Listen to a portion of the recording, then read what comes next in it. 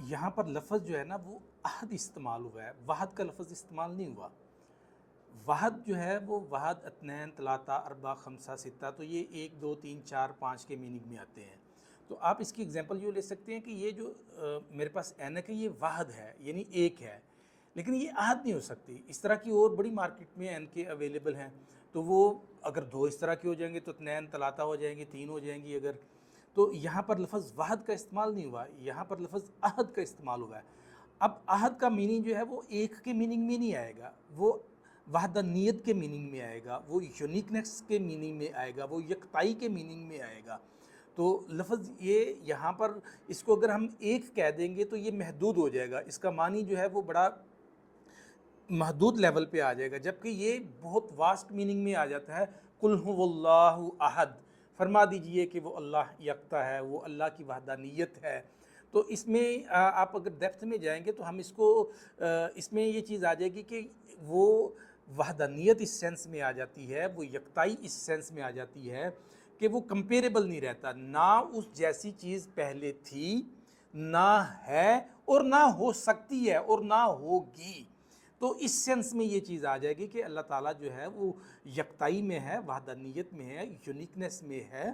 तो इसको हम एक के अगर एक का मानी करेंगे तो वो आम फहम के लिए होगा, लेकिन चूँकि आज जो है वो माहौल चेंज हो गया हुआ है, एजुकेशन का लेवल डिफरेंट हो गया हुआ है, बच्चों की तालीमी और ज़हनी सतह जो है वो बुलंद हो चुकी हुई है, तो वो तफसील मांगते हैं। तो उस सूरत में हम मफ़हूम जो है आम फ़हम जो पहले से किए हुए हैं वही बताएंगे, तो वो उस सेंस में उन बच्चों को वो उस तरह से नहीं पहुंचा सकेंगे जिस तरह से एक्चुअल में ये चीज़ हमारे तक आ रही है। तो ऐसी सूरत में एक तो हमें ये बड़ा नुक्ता है कि हमें अपने बच्चों को कुरान के साथ जोड़ना चाहिए। अगर हम आने वाली नस्लों का ईमान बचाना चाहते हैं, आने वाली नस्लों में हम दीन को कायम रखना चाहते हैं और दीन की वही सूरत कायम रखना चाहते हैं जो सूरत अल्लाह ताला ने नबी करीम सल्लल्लाहु अलैहि वसल्लम के ज़रिए हम तक पहुंचाई है, तो इसके लिए ज़रूरी है कि हम अपनी आने वाली नस्लों को कुरान के साथ जोड़ के रखें। तो और फिर उनको नए तरीक़ों के मुताबिक, नई ज़रूरियात, नए तकाज़ों के मुताबिक जो है उनको समझाएं। जो हमने आम फ़हम तराजम किए हुए थे वो ठीक है, उनसे कोई किसी किस्म की डनाइल नहीं है, कोई इनकार नहीं है उनसे, लेकिन बात यह है कि अब ज़रूरत तब्दील हो गई है, तो इसलिए हमें इसको डेप्थ में देखना पड़ेगा। अरबी ग्रामर को हमें देखना पड़ेगा, बच्चों को उसके मुताबिक बताना पड़ेगा। तो यहाँ पर हम बात कर रहे थे कुल हुवल्लाहु अहद, कि फरमा दीजिए अल्लाह यकता है, अल्लाह ताला वहदानियत में है, अल्लाह ताला उन असाफ में और अपनी हर अमाल में, हर लिहाज से, अपनी ताकतों में किसी भी तरह से कोई भी उसके साथ किसी भी लेवल पे किसी भी तरह से कोई शरीक नहीं है। तो ये इस मानी में आता है। फिर जब हम बात करते हैं अल्लाह समद, तो नॉर्मली इसका तर्जमा ये किया जाता है कि अल्लाह बेनियाज है। अब बेनियाजी के मानी में भी जब हम इस चीज़ को ले आते हैं तो ये भी महदूद हो जाता है। बेनियाज जो है वो एक छोटी चीज़ है।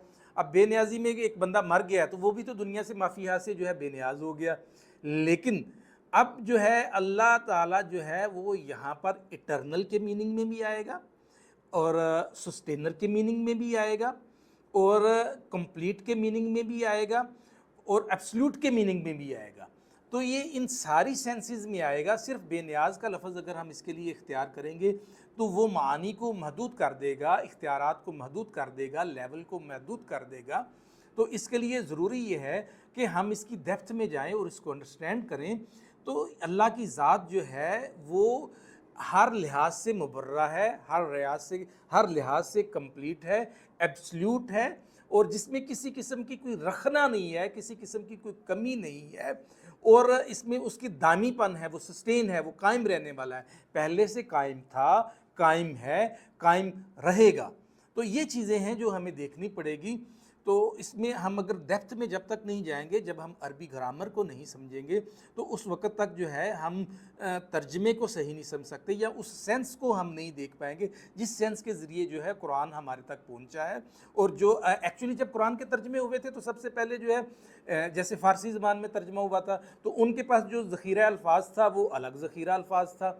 अब हमारे पास बहुत सारी ऐसी बातें हैं जिनके लिए हमारे पास ज़ख़ीरा अल्फाज ही मौजूद नहीं है, बहुत सारे ऐसे अल्फाज हैं जिनके मानी हमारे पास मौजूद नहीं है।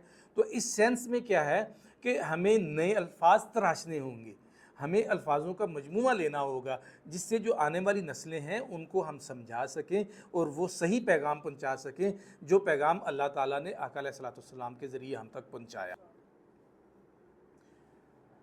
پاورفل اور طاقتور کی میننگ میں بھی آئے گا، اعوذ باللہ من الشیطان الرجیم، یوم یقوم الروح والملائکۃ صفا لا یتکلمون الا من اذن لہ الرحمن وقال صوابا ذالک الیوم الحق۔ تو یہ دیکھیں اس دن جو ہے وہ ملائکہ اور فرشتے جو ہیں اللہ تعالیٰ کے سامنے صف بنا کے کھڑے ہوں گے اور کسی کی جرت نہیں ہوگی کہ وہ کلام کر سکے ما سوائے کہ رحمان کی اجازت کے، اور جو بات کہے گا وہ بالکل حق اور سچ بات کہے گا، اس کے علاوہ وہ بات بھی نہیں کر سکے گا۔ تو یہ اللہ تعالیٰ کی طاقت ہے، یہ اللہ تعالیٰ کا اختیار ہے، اللہ تعالیٰ کی پاور ہے کہ جس کے سامنے کسی کی جرت نہیں ہوگی کہ وہ بات کر سکے، کلام کر سکے ما سوائے کہ جسے رحمان جو ہے اجازت دے۔ تو یہ سماعت کا میننگ جو ہے وہ نتراسک کے میننگ میں بھی آئے گا کہ جس کو کمانڈنگ کے، یعنی جس سے مراد ایسا زوراور، ایسا پاورفل، ایسا کمانڈنٹ، ایسا کمانڈنگ، ایسا کنٹرولر کہ جس کی باندھی ہوئی کی کھول نہ سکے، جس کی کھولی ہوئی باندھ نہ سکے۔ تو یہ ایک اس معنی میں بھی آ جائے گا، یہ پاور کے میننگ میں بھی آ جائے گا، اختیارات کے میننگ میں بھی آ جائے گا، طاقت کے میننگ میں بھی آ جائے گا۔ تو اللہ تعالیٰ کی ذات جو ہے وہ ایسی پاورفل ہے، ایسی طاقتور ہے